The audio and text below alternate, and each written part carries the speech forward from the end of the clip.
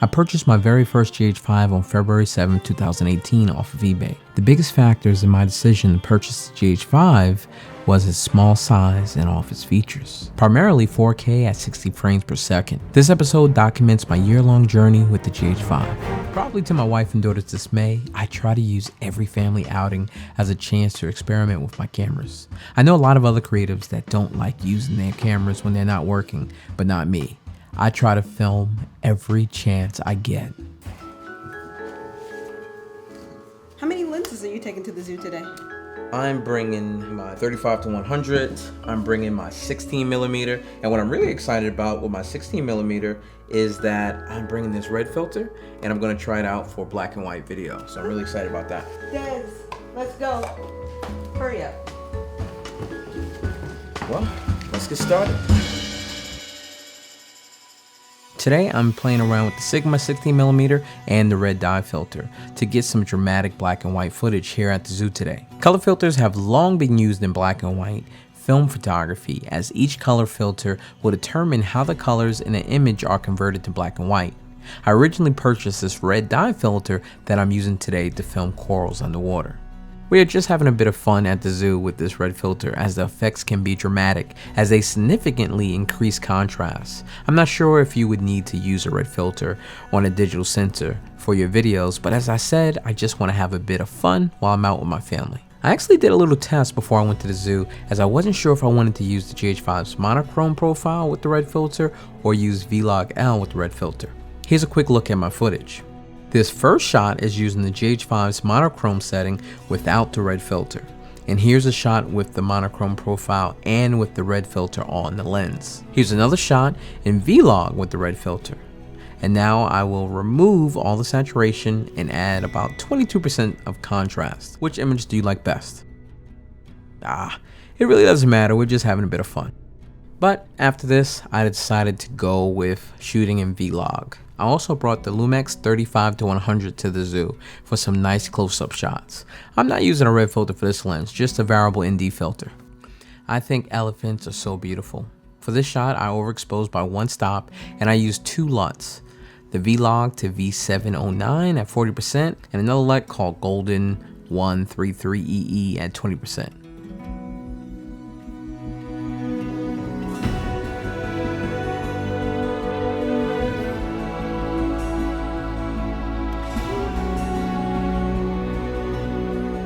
For this shot of the gorilla, I do the same thing, except I switch out the golden LUT for the vintage 33EE LUT.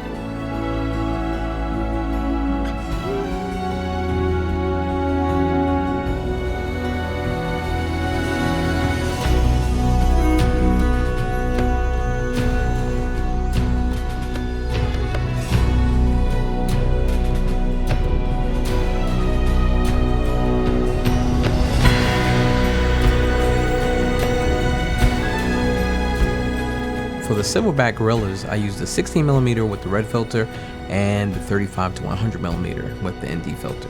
I used the Cine profile for all the close-up shots with the 35-100mm.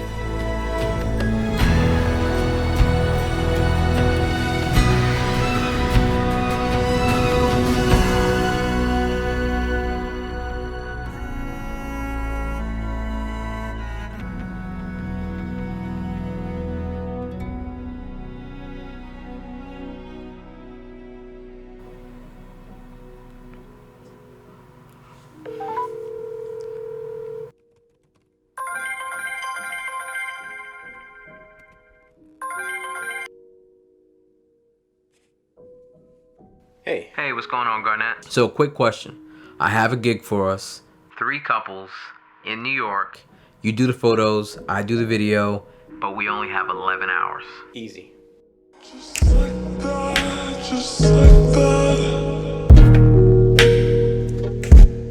Just like that, just like that.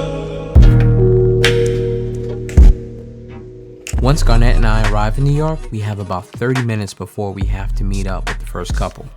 A little bit after we land, I get a call and the first couple has to cancel. So it's all good. Now we have about an hour and 20 minutes free, so we take some pictures of ourselves. I really want to start taking more pictures with my GH5, so this is a good chance for Garnett to give me some pointers. Here are some pics I took of Garnett with the GH5. I didn't do any major editing on the pics, I just adjusted the exposure on each pic. Now here are some pics that Garnett took of me with the D750 and the 24-70 f2.8 lens. Yep, there's a reason I showed you guys my pics first. Garnett is such a talented photographer, and the D750 is obviously a great camera for photography. 20 minutes before it's time to meet up with our first couple of the day, which was supposed to be our second couple of the day, we link up with Garnett's friend Al, who's going to assist him for the photography portion of the shoot. I snapped a quick shot of Al with the GH5, and I think it looks pretty good. Alright, it's finally time to get to work with our first couple, Tiffany and Chris, and our first stop is the Oculus. I've been thinking about the good times. I've been sleeping through the long nights. I've been shining in the sunlight. I've been thinking how I'm alright. Garnett is first up to the plate doing photography, and I'll do a little BTS with video and photos of him shooting the couple using the GH5. And so you're gonna be looking at each other, walking, so sweet, talking till we asleep, having the best time of your life. Every night I fall deep, but love, yeah. I decided to shoot every shot of Tiffany and Chris handheld, and I filmed them in 1080p at 60 frames per second. I really like the Cine profile. In my opinion, there really isn't much that you need to do at all as far as grading is concerned. But just for fun, we're gonna mess with the curves just to give it a bit of a softer look. And just like that, the first couple shoot is wrapped. We meet up with Candace first, who is one half of our second couple. I'll actually be filming their wedding in Jamaica in a few months. We're headed to the New York Library for their first location that we'll shoot them at, and that's where we'll link up with her fiance. Cinematic shot of Garnett. Cinematic shot of Garnett. I'm gonna burn you to a stake 300 years ago. It's a cinematic shot. Cinematic shot. Cinematic shot of Garnett. So cinematic. I decided to film Omar and Candace in vlog. The footage was shot in 1080p at 60 frames per second.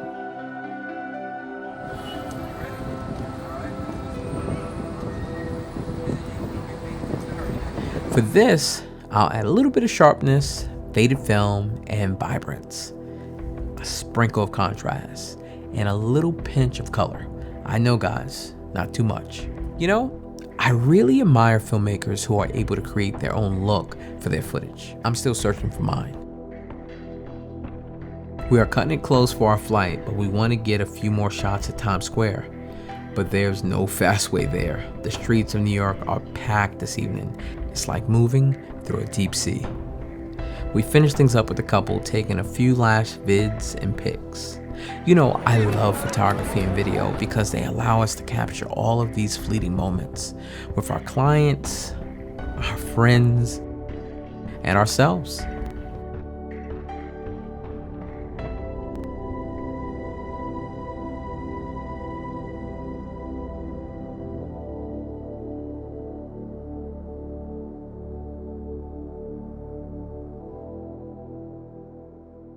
Time flies when you're having fun. I started this channel a little over 6 years ago making aquarium videos. Then about 5 years ago, I started filming weddings as I really wanted to work on my craft, and weddings were consistent work, doing something that I loved. Then I wanted to transition my YouTube channel from aquariums that I loved to filmmaking, which I also love. But before that, I wanted to make one last aquarium video for the hobby that brought me back to video creation and storytelling. And I would use the GH5 to film that video. My assistant and I fly to Miami, and from there we take a 3-hour drive to the Florida Keys to film one last aquarium video. For this last video, I wanted to make a mini documentary about aquarium hobbyists, a little glimpse into his life. And the subject of this film was Giovanni, who has 2 beautiful tanks. We had some time to kill before we head to Giovanni's house, so why not have some fun with the GH5? First, Jay and I decided to do a handheld versus gimbal test with the GH5. The gimbal we used was the Zion Crane 2. This is a really great test as we are walking on the beach with an uneven surface. The GH5 is definitely one of the best cameras, if not the best camera when it comes to image stabilization.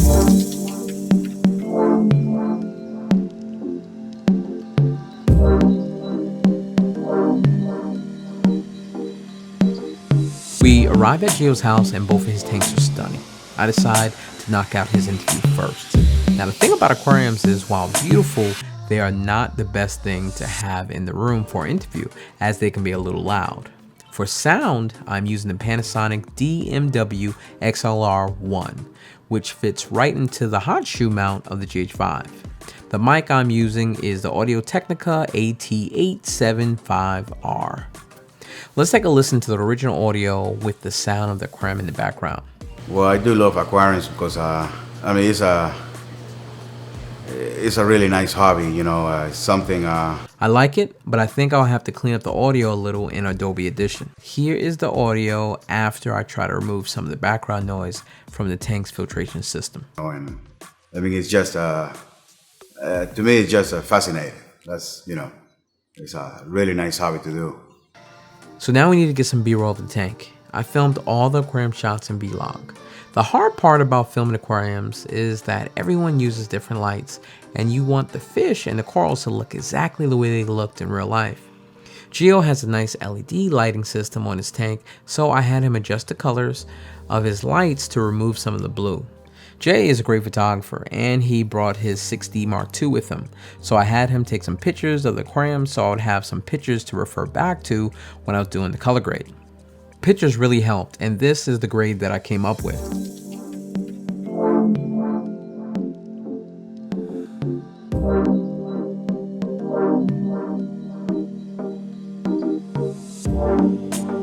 Now filming Gio was a little bit tricky because I wanted the tank lights on. I wanted the tanks to look like they did in person, and I wanted Gio to have his natural color as well. So on my first pass, I graded the video with the aquarium in mind. Once I got the tank looking the way I wanted it, Gio looked pretty orange. So then I used the vector scope in Premiere to make sure his skin tones were correct. Boom. Now this grade that you guys see here is different than the video I posted a few months ago, as I've really been working on my color grading. I first started filming weddings with the Canon 7D Mark I and the Canon 70D.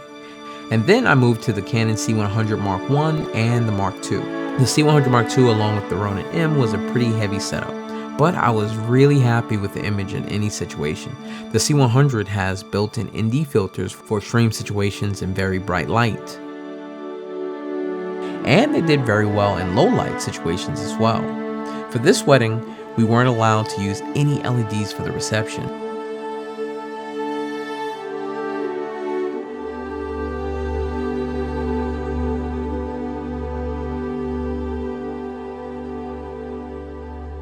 It was a wedding I filmed in New York back in 2017 with my 3 C100s that started to make me look for new options in cameras. The 3 C100s that I brought to film that wedding took up their own suitcase. And when I was filming in public, the C100s always drew in a lot of unwanted attention. So in 2018, when I booked a wedding in Rome, Italy, I said to myself that there was no way I wanted to travel that far with so much gear. It took me a while to finally pull the trigger on the GH5. For my weddings, I mostly film a lot of African American couples, and at the time I didn't see a lot of footage online that I liked with the GH5 and darker skin colors. It wasn't until I came across Hamza Also's videos.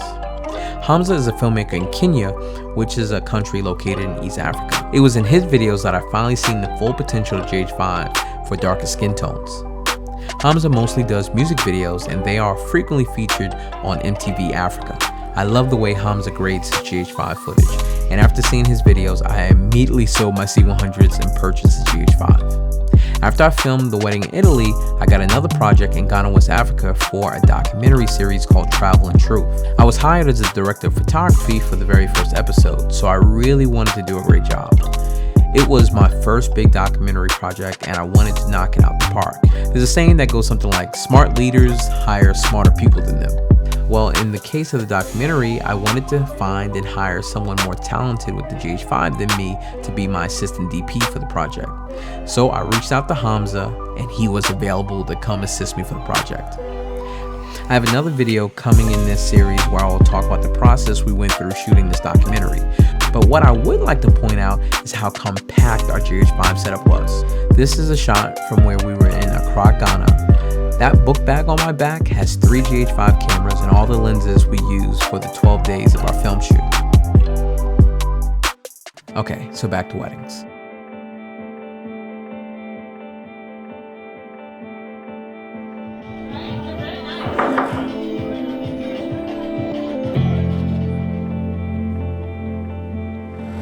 Come there and get it.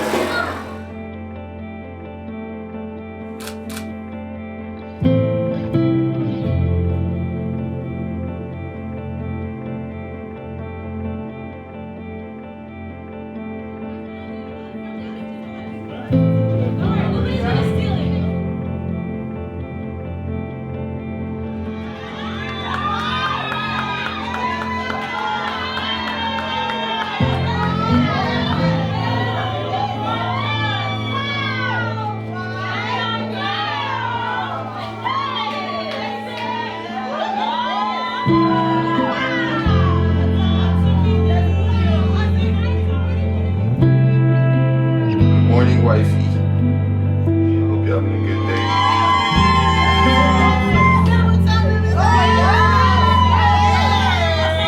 So this is a little gift for you today, just to get you started.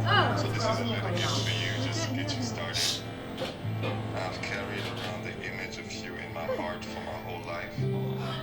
So you don't cry. It's right there. Right there. So you don't cry. I see enough love to last a lifetime. Let her hear. Able to show you even a glimpse of the love you give me every day.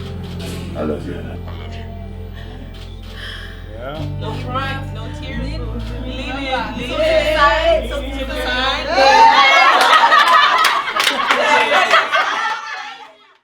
I'm 5 years into filming weddings and a year into filming weddings with the GH5, which was my very first Panasonic camera. One of the main concerns, and a lot of concerns I hear from other wedding filmmakers when it comes to purchasing a GH5 for social events, is because of its small sensor, it's going to be a terrible camera for low light. So I'm still finding my way with the GH5. It will probably be a never-ending process, but I'll share what's been working best for me when it comes to my wedding productions. How beautiful is the day that is touched by love. May this be a moment to remembered and cherished. Marriage is a very special spiritual connection of two people united for a common purpose. For me, I mainly film parts of the day that are most important in Vlog L, like when the bride is walking down the aisle. I've been in lots of venues where the lighting has been a little weird and made weird tints on the bride's face as she walks down the aisle, so I like to have the ability to fix those issues in post. I don't always film in Vlog though. When I film some celebrity events, I have to have super quick turnaround time, sometimes as quick as the night of the wedding. So in some instances, I use Cine-V. So I shot this performance using Cine-V. Now, one of the things I learned when using Cine-V is that you really want to watch your highlights, because if you overexpose them, you're not getting them back. So let's talk about how I deal with lighting on the GH5 at weddings. During the prep, natural window light is my friend. There are some photographers that I've worked with that only want to use flash. It's very rare, but it does happen.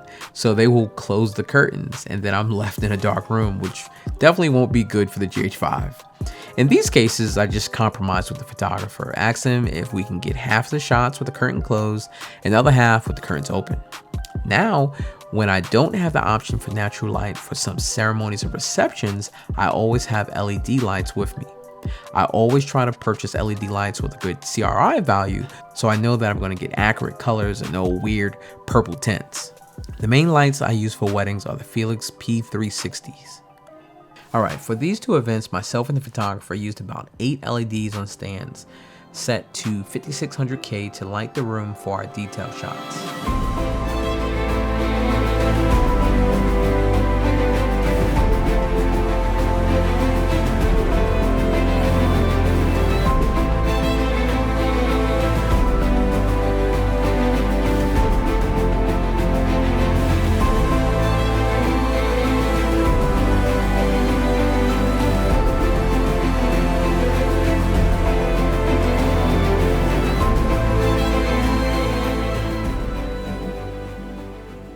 In this shot, I'm just using natural light. We have huge windows behind me and huge windows in front of me. I actually used the ND filter for this shot as I wanted to be able to film around f2.8, but I didn't want the back windows to be blown out. This wedding was filmed in a house. It was a huge house, but the dance floor area was really small, so there really wasn't any room for my lights. So I decided to put one Felix light up really high where the DJ was, and I think it really improved the lighting in these shots. Here's a shot with the light. Here's a shot without the light. One last shot from this wedding that I wanted to talk about was a cigar bar. It was really dark out there, so I brought out my Felix light, but I didn't want to mess up the mood as everyone was relaxing. So I put my light way back by the pool for some backlighting, and this is how the shot turned out.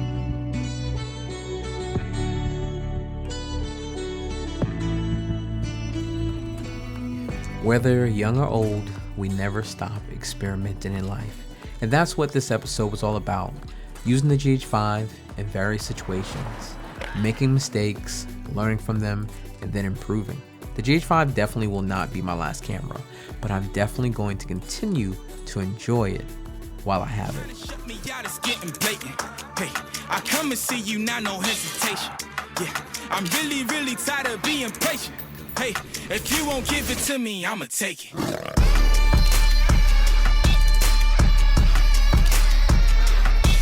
Take it. If you won't give it to me,